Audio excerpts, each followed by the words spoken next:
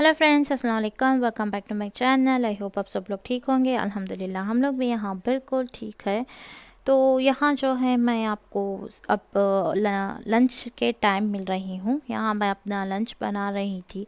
तो आज मैं लंच में बना रही थी पालक गोश्त और साथ में वाइट राइस। तो बस उसी की थोड़ी बहुत तैयारी चल रही है यहाँ पे। मुझे किचन में उतनी स्पेस नहीं रहती, छोटा है किचन। तो मैं अब जो है मुझे यहाँ डाइनिंग टेबल रहने से आसान हो गया है। चॉपिंग जो भी है वो मैं यही यहाँ बैठ के कर लेती हूँ, तो मुझे वहाँ कुकिंग के टाइम पे आसानी हो जाएगी। और दूसरा जो है वहाँ स्पेस जो है छोटे रहने से ज़्यादा कंजस्टेड भी नहीं लगेगा। तो बस यहाँ मैं बना रही थी, जैसे कि मैं आप लोगों को कही, पालक गोश्त। हाँ, पालक गोश्त में बना रही थी। तो बस उसके लिए मुझे थोड़े से टमाटर को चॉप करना था। यहाँ मैं 2 टमाटर ली हूँ और पालक जो है मैं थोड़ी ज़्यादा ऐड करूँगी, क्योंकि वैसे भी मेरे घर में वेजिटेबल्स जो है सिर्फ रोटी के साथ खाना पसंद करते हैं। तो मैं इस तरह से जो भी मैं गोश्त बनाती हूँ, नॉनवेज बनाती हूँ, तो उस टाइम पे मैं थोड़े वेजिटेबल्स ऐड करके ही बनाना पसंद करती हूँ। आजकल मैं ऐसे ही कर रही हूँ। जब भी ये मैं डिश बनाती हूँ तो मुझे अम्मी की याद आती है। तो अम्मी जो है घर पे ऐसे ही बनाते थे, पालक, मेथी, आलू और थोड़ा सा मटन डाल के। अम्मी भी ये सालन जो बनाते थे वो बहुत ही अच्छा रहता था। तो जब मैं ये बना रही थी तो मैं अम्मी को ही याद कर रही थी। जब घर पर अम्मी और भाभी कुकिंग करते थे तो मुझे यही कुकिंग बहुत ज़्यादा डिफ़िकल्ट लगती थी, सिंपल सिंपल सी भी। और बिरयानी तो मुझे बहुत ही ज़्यादा डिफ़िकल्ट लगती थी। मुझे ना कुकिंग का कुछ एबीसीडी भी नहीं आता था। मैं किचन में जाती ही नहीं थी। कॉलेज के टाइम पे भी कुछ भी करती नहीं थी, और शादी से पहले भी नहीं था, और शादी के बाद भी मुझे कुकिंग उतनी आती नहीं थी। साल 1.5 साल तक मुझे उतनी कुकिंग नहीं आती थी परफेक्टली। और शादी के बाद जब भी कुकिंग करना होता तो मैं अम्मी को या भाभी को कॉल करके पूछ लेती थी। तो ऐसे ही मैं थोड़ी बहुत डिशेस बना लेती थी। और ज़्यादातर जो भी मैं कुकिंग सीखी हूँ वो यूट्यूब देख के ही सीखी हूँ।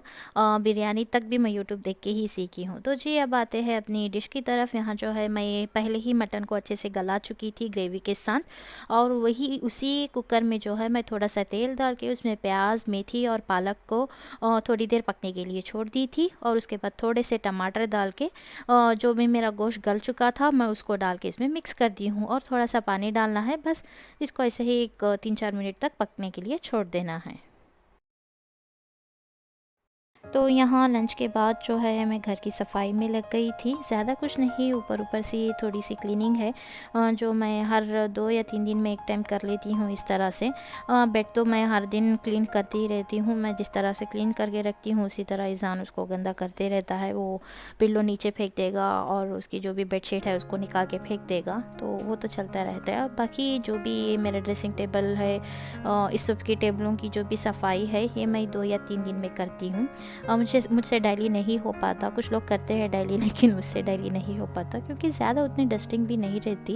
और सारी चीज़ें जो ऊपर रहती है तो वो वही की वही रहती है, उनको ज़्यादा मुझे सेट करने की ज़रूरत नहीं रहती। नीचे की ही चीज़ें ईज़ान के हाथ में जो लग जाएगी वही उसका प्लेस जो है वो थोड़ा आगे पीछे हो जाएगा, लेकिन ऊपर का जो भी है वहाँ तक ईज़ान का हाथ नहीं जाता। यहाँ जैसे कि मेरे ड्रेसिंग टेबल पे चीज़ें हैं, ये ईज़ान का उतना हाथ नहीं जाता, तो वही की वही रहती है। बस उसकी डस्टिंग के लिए मैं इनको निकाल के 2 या 3 दिन में इसको क्लीन कर लेती हूँ। जब से ये मेरा ड्रेसिंग टेबल आ गया है तो इसके नीचे के जो ड्रॉ है, 6 ड्रॉ है, तो हर एक ड्रॉ में जो मैं अच्छे से सेट करके रखती हूँ। एक दवाई का अलग, ईज़ान का अलग, मेरा अलग, मेरे हस्बैंड का, जो भी हम लोगों की पर्सनल चीज़ें हैं वो अच्छे से इक्वली डिवाइड हो चुकी है। तो वहाँ भी मुझे ज़्यादा टेंशन नहीं है, वो भी परफेक्टली वैसे की वैसे ही रहती है। और ये वार्डरोब जो है हम लोग डेली इसको ओपन करते ही रहते हैं, तो वो इससे भी ज़्यादा से ज़्यादा क्लीन करना ज़रूरी है। अदरवाइज़ वो फिंगर जो लग के वो थोड़ा सा गंदा सा लग जाता। ज़्यादातर मुझे लिविंग रूम और बेडरूम में ही ज़्यादा सफाई करनी पड़ती है, क्योंकि ईज़ान जो है अपने टॉयज़ जो है थोड़े से कभी लिविंग रूम में लेके आ जाएगा, कभी बेडरूम में लेके आ जाएगा, और वो एक ही प्रॉपर प्लेस में नहीं रखेगा। उसके साथ दूसरी चीज़ें भी वो इस तरह से उस तरह से फैलाते रहता है। ये तो बच्चा है, छोटा है, उसका काम ही वही है, और हम लोगों का काम यही है कि इसको सफाई करते रहो करते रहो।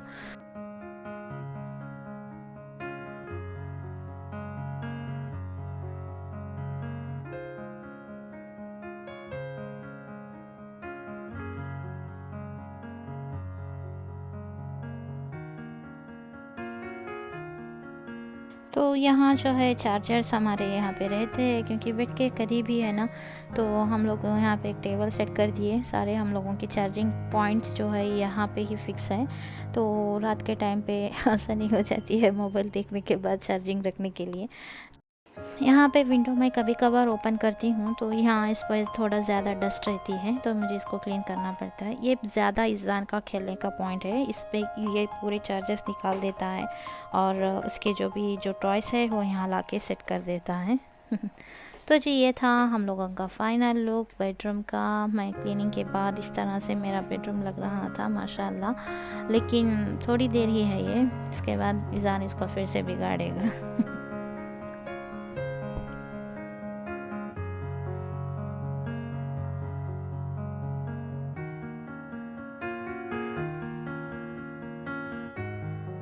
और उसके बाद मैं आ गई थी हाँ डाइनिंग रूम में डाइनिंग टेबल क्लीन करने के लिए। जब से ये टेबल क्लॉथ मैं इस पर डाली हूँ तो मुझे ज़्यादा टेबल गंदा होने की टेंशन नहीं रहती। जब भी हम लोग खाने के बाद खाने से पहले मैं इसको साफ़ कर लेती रहती हूँ। बस जब बेडरूम क्लीन कर रही थी तो सोची कि इसकी भी थोड़ी सी सफाई कर लूँ।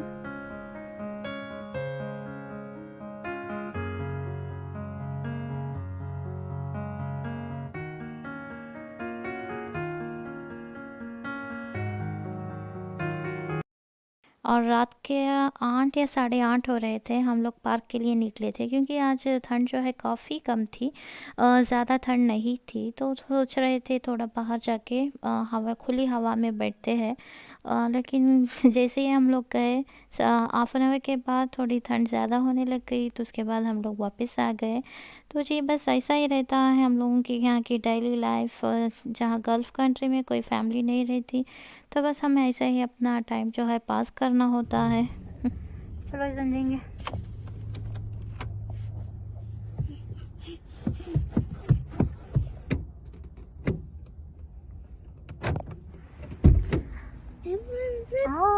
बैठेंगे जरा इधर ना, हाफ एन आवर। वो कहीं लेते हैं? हाँ खाली वो ये लो ना, फर्स्ट वाला जो है हाथ में। नहीं छोड़। चलो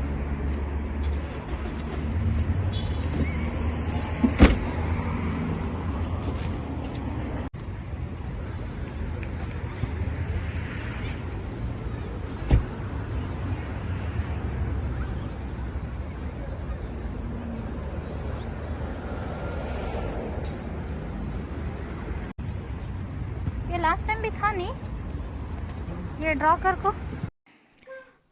ईज़ान और ईज़ान के अब्बू वहाँ जाके बैठ के वो फुटबॉल मैच देख रहे थे, वहाँ बच्चे खेल रहे थे फुटबॉल, तो वो लोग वहाँ बैठ के एंजॉय कर रहे हैं और मैं इतनी दूर से उन लोगों को शूट कर रही हूँ। मैं नहीं जा सकती, क्योंकि यहाँ मेरे पास थोड़े सामान थे, उसको छोड़ के मैं वहाँ पे जाके नहीं बैठ सकती थी, तो बस यहाँ से ही मैं उनको शूट कर रही थी। तो यहाँ मैं अपने व्यूवर से कुछ कहना चाहूँगी। आप लोग मुझे कमेंट्स करके बता सकते हैं कि आप लोगों को किस तरह की व्लॉगिंग पसंद है, तो मैं उस टाइप की व्लॉगिंग करने की पूरी पूरी कोशिश करूँगी। क्योंकि जो है देखिए यहाँ पे ज़्यादा हम लोगों की फैमिली नहीं है, हम लोग घर पे सिर्फ 3 ही हैं, हम लोगों के ज़्यादा फ्रेंड्स भी यहाँ नहीं, इनके कोलीग्स हैं थोड़े बहुत, लेकिन फैमिली गैदरिंग हम लोगों की बहुत ही कम होती है। तो मुझे ज़्यादा कुछ नहीं रहता है दिखाने के लिए, जो भी घर का जो मामूल रूटीन रहता है वही चलते रहता है। तो बस आप लोग मुझे कमेंट्स करके बताइएगा कि आप लोगों को किस तरह के मेरे व्लॉग्स पसंद है, किस तरह की मैं व्लॉगिंग करूँ, ताकि मुझे भी आसानी हो जाए, मैं अपने व्लॉग्स जो है उसी तरह से शूट कर पाऊँ।